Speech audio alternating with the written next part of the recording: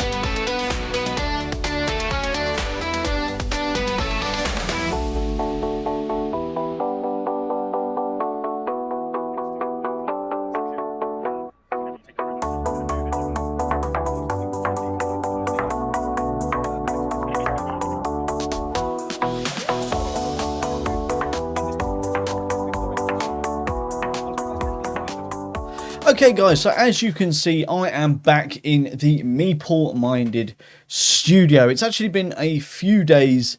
I do first just want to say a huge thank you and indeed a massive well done to all the people and volunteers, etc. involved in running ParaDice. It was a really good time. Also the publishers, the demonstrators, the people involved in the stage show, people involved in the RPG zone, the social deduction zone, all of that jazz. They all did a fantastic job. They deserve to be commended and respected for surrendering their time. But now let's just talk about my thoughts, my opinions, my experiences from the convention itself. So this year obviously is the first year that they are running a 2-day event, and it's also a brand new venue, and with those things come some interesting challenges, and of course that means that we've got some pros and we've got some negatives to talk about. So let's start positive. It was very busy. There was lots of games going on, there was lots of buying going on. There was 50 plus vendors there this year, which is very, very impressive. They took up a decent amount of hall. Hopefully you had a little bit of look at the video before. You got to see some of those vendors in action. And you did. You had everything from, you know, up and coming games that are coming to crowdfunding soon. There was obviously Geeky Meeples and stuff were there. So you sort of board game adjacent things that you could buy to to be used within your games, all the way to sort of your general sort of fantasy knickknacks, all that kind of stuff, and your artsy stuff as well. So there really was a nice variety there, and obviously gaming tables as well. I took quite an interesting look at the gaming tables that were there, I must be honest. But yeah, so you had that as well. You had the Bring and Buy, which was brand new this year as well, and especially on the Saturday, that was nicely full. Obviously, with a lot of people coming in, a lot of people had games to sell. There was a very wide variety of games that were there. Some very old games, some games you wouldn't normally expect to see at a Bring and Buy of a modern hobby. Bring and Buy, shall we say, as well as some of the most up-to-date games that people just clearly didn't get into, was all available in the Bring and Buy, and there was some pretty good bargains to be had there as well. And from what I understand, within a few hours, the Bring and Buy had accumulated about £800 worth of stuff, and considering some of the, part of the Bring and Buy was some of the proceeds will go to the Andy's Angels charity, I think that is a fantastic result for the Bring and Buy, and I hope that it returns next year, which is not something I always say. UKGE, for example, is one of those that I say I don't actually like the Bring and Buy being there. So the fact that they've done a good job with the Bring and Buy, chef's kiss to that one. Well done. Now, they obviously had a roleplay group section, they had a social deduction section, they also had some stage shows on at this time. Now, while I didn't personally partake in any of those, because they're not really my scene, I did go into the areas and actually check them out just a little bit, and from what I could see, these all seemed very well attended and incredibly well organised. There was no confusion over where people should and shouldn't be. The stage shows were well advertised over the tannoy as well when they were starting on the Saturday. So I think, again, I think that I have to hand it to them and say this is a big pro that is brand new for this year as well, especially the stage shows. There was a VIP stage show as well, someone from Traitors, I believe. I didn't personally attend it, don't really know the show either, but I understand that that was a huge success as well. So again, it's another big tick from me on that one. As with every other year, we also had the Games Library, which was presented to you by the Comics, Games and Coffee, which is a shop based in Worthing. So they provided the Games Library, and this year there was definitely a very nice variety of games with, in my mind, a very reasonable one game signed out per person system, meaning that really on a Saturday you didn't have someone just go in, take all the best games and then have them on their table for the rest of the day. It was nope, you could take one game, go and play it, then bring it back for someone else to use. That I thought was really good. Big thumbs up for the Games Library that was made available this year. So let's talk ticket costs. Now, for the whole weekend, if you bought a weekend ticket, the on-the-door price was £25. That covered you for both the Saturday and the Sunday. Now, the Saturday single ticket alone was £17 for adults and £5 for children aged 5 to 16. Now, it sounds fairly expensive for a single day. However, when you factor in that is 11 hours this year, because they opened at 11 AM and did not close until 10 PM. The trading hall, granted, that closed at 6 PM on the Saturday, but open gaming was open all the way through to 10 PM. So I would say with 11 hours of opening, with a free games library and all the other entertainment being included in that price, I would say that £17 for an individual day of gaming shenanigans is pretty damn good. If you got the weekend ticket, I'd say it's even better. But yeah, if you pre-booked tickets, it was even cheaper. So I'm going to say ticket pricing was pretty on the money. Okay guys, so the next positive I want to talk about is, again, not something I personally partook in, but what it was actually very nice to see was that they had a dedicated quiet gaming zone. Obviously this is more for those people that maybe have had some sensory issues, because it can get quite loud in a convention. And you know, it always feels like a bit of a punishment, whereas you will always find there's normally a sensory area, but you sort of, there's not usually gaming going on in there. So a quiet gaming space is definitely something nice to see, and catering for those with sensory issues. So again, I have to give props for that one. And I think the final positive that I really want to talk about today is actually this here. This is essentially, it's something small, but it is a game convention, like booklet, information pamphlet, that kind of stuff, which has a map inside of it. Now, this is quite standard for something like UK Games Expo, but to my knowledge, this is the first time that ParaDice have done this. There's a breakdown of all the events that happen, and what times they were happening and stuff like that. So yeah, this was actually really nice to see. Totally free. Obviously, you don't have to pay for those when you arrive, but it was just a nice little thing that helped you navigate around those new halls. So yep, I have to give them props for that one as well. Fantastic.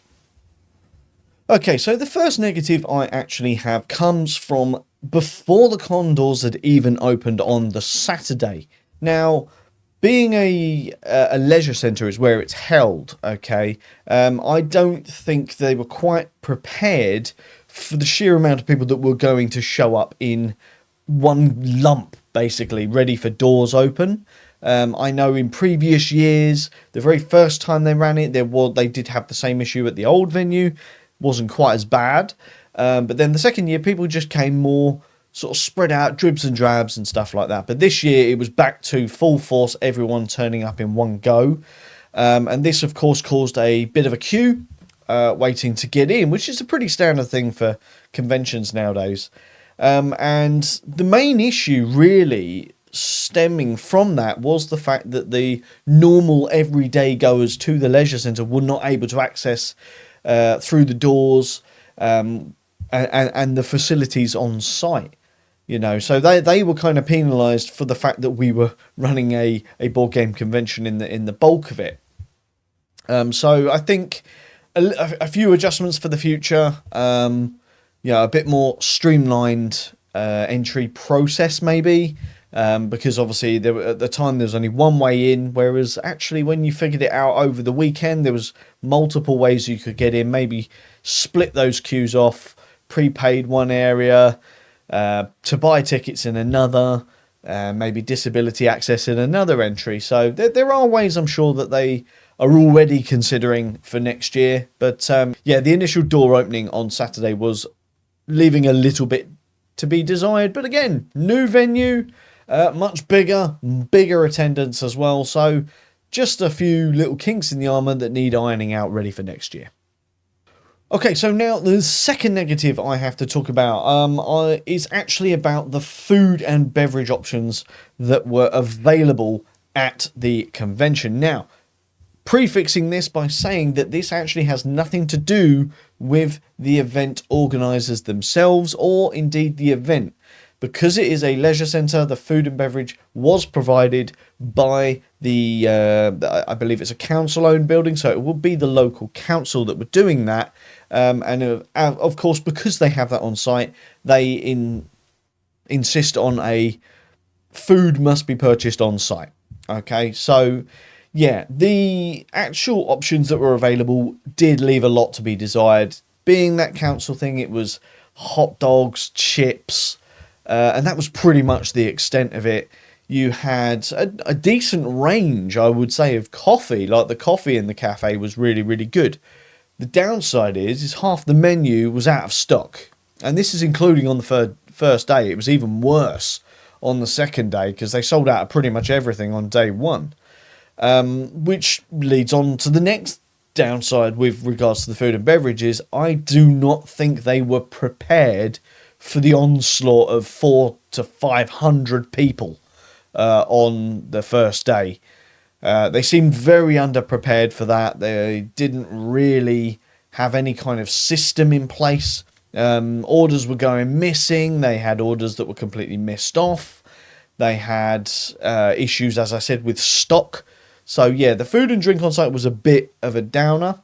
There was meant to be a bar that was on site, and again, nothing to do with the convention itself, but this was closed. Now, you could buy alcoholic beverages in the cafe.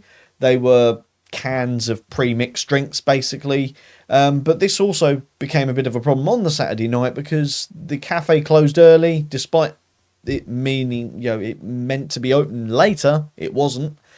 Meaning that if you did stay late for the gaming up till 10 p.m, you weren't able to get a drink to go along with your games, and you also weren't able to get food, which meant a lot of us that were there till 10 p.m. had to go off site to get food and then come back, which kind of took you out of the atmosphere just a little bit. So that was a bit of a negative as well. So the layout of the convention is up next, because I found that the playtest and demo zone, now this was literally right next to the main hall, okay? There was a wall between and a couple of doors that went through, but the problem was it wasn't super well advertised where it was, and because of this, that section got very little footfall throughout the day, and therefore when I did go in there, I was seeing lots of very bored faces of the people that were there to run playtests and demos.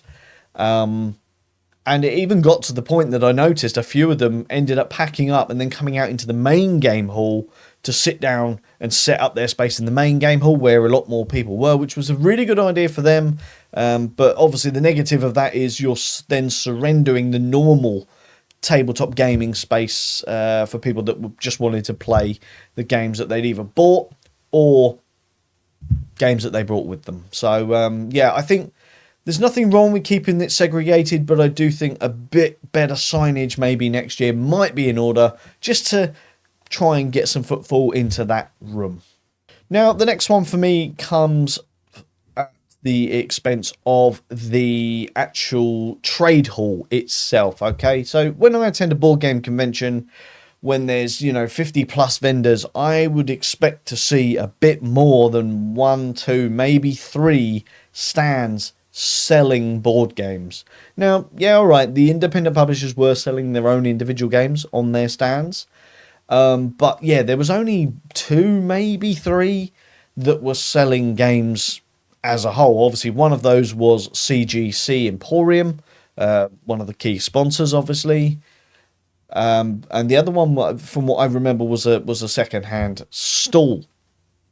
Now, nothing wrong with that. There's nothing wrong with that at all. But again, as I said, when you've got 50 plus vendors, a large percentage of that was artsy stuff and, board game adjacent stuff. Now, maybe, I don't know how the booking process goes for publishers booking their slots at this, but I get the feeling that quite a lot of it was taken up, or the dedicated space was already taken up by bookings for these artsy stands. Again, they have their place. I have no problem with them. But when you're at a tabletop gaming convention, I think maybe we need a bit more towards the tabletop as opposed to the adjacency side. So yeah, I found myself not actually spending that much money there because it wasn't stuff that I would usually spend my money on. I know my partner who came down with me on the Saturday, she loves that kind of stuff.